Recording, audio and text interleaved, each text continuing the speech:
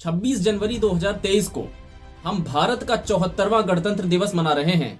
आज से 73 वर्ष पूर्व भारत के यशस्वी नेताओं व विद्वान जनों की संविधान सभा ने उस समय के लगभग सभी संविधानों का अध्ययन करके 2 वर्ष 11 महीने की गहन चर्चा और वाद विवाद के पश्चात वह जीवंत दस्तावेज तैयार किया था जिसे हम भारत का संविधान कहते हैं।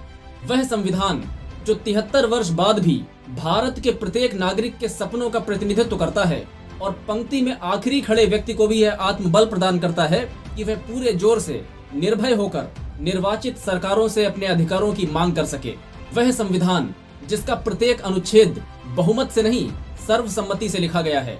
26 जनवरी 1950 को भारत का संविधान पूर्ण रूप से लागू हुआ था। मूल रूप से इसमें 22 भाग, 395 अनुच्छेद तथा 12 अनुसूचियां हैं। समय समय पर आवश्यकता अनुसार हमारे संविधान में संशोधन भी हुए हैं। भारत के संविधान को पूरी दुनिया का सबसे लंबा लिखित संविधान होने का भी तमगा प्राप्त है।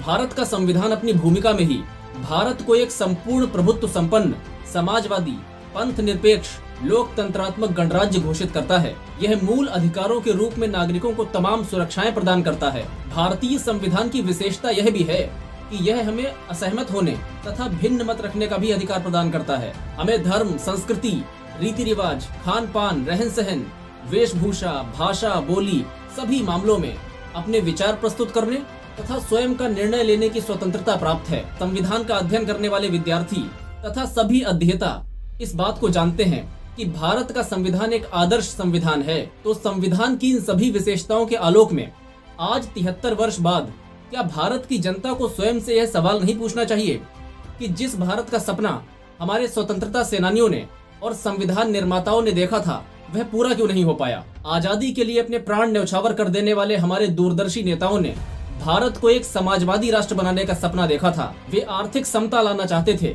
वे जाति व्यवस्था को जड़ से समाप्त कर देना चाहते थे। वे सभी के लिए अवसर की समानता की वकालत करते थे।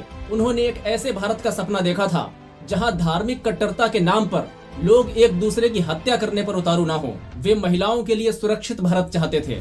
वे भ्रष्टाचार मुक्त भारत चाहते थे। आज हम जिस स्थिति में हैं उससे हमें भली भांति परिचित होना चाहिए। ऑक्सफैम की रिपोर्ट के अनुसार भारत की कुल संपत्ति का 77% हिस्सा केवल 10% अमीर लोगों के पास केंद्रित है। अमीर और गरीब के बीच की खाई बढ़ती जा रही है। आजादी के 75 वर्ष बाद भी करोड़ों लोग गरीबी में जीवन यापन करने को अभिशप्त हैं। ग्लोबल हंगर इंडेक्स की रिपोर्ट के अनुसार भारत की 14% आबादी कुपोषण का शिकार है। समुचित स्वास्थ्य सुविधाओं के अभाव में कितनों का ही जीवन असमय समाप्त हो जाता है। शिक्षा व्यवस्था की बात करें तो 1/4 आबादी निरक्षर है। सरकारी महकमों में जिस तरह भ्रष्टाचार व्याप्त है उससे हम भली भांति परिचित हैं। इन सभी तथ्यों को ध्यान में रखते हुए मैं आप सबसे कहना चाहता हूँ, संवैधानिक मूल्यों को लागू करवाना केवल सरकार का काम नहीं है। सरकार तो संवैधानिक व्यवस्था का एक हिस्सा मात्र है। एक नागरिक के रूप में हमारी और आपकी जिम्मेदारी कहीं अधिक है।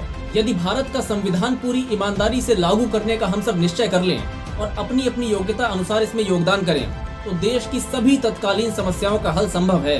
गणतंत्र दिवस मनाने की सार्थकता तभी सिद्ध होगी जब हम यह संकल्प लें कि संविधान सभा के महान नेताओं ने एक आदर्श संवैधानिक व्यवस्था बनाने का जो सपना देखा था हम उसे सच करने के लिए तैयार हैं। हम भारत की महान सभ्यता और संस्कृति को आगे बढ़ाने की अपनी जिम्मेदारी को समझने का संकल्प लें। हम यह संकल्प लें कि किसी भी हाल में भारत के संवैधानिक मूल्यों का मान कम नहीं होने देंगे।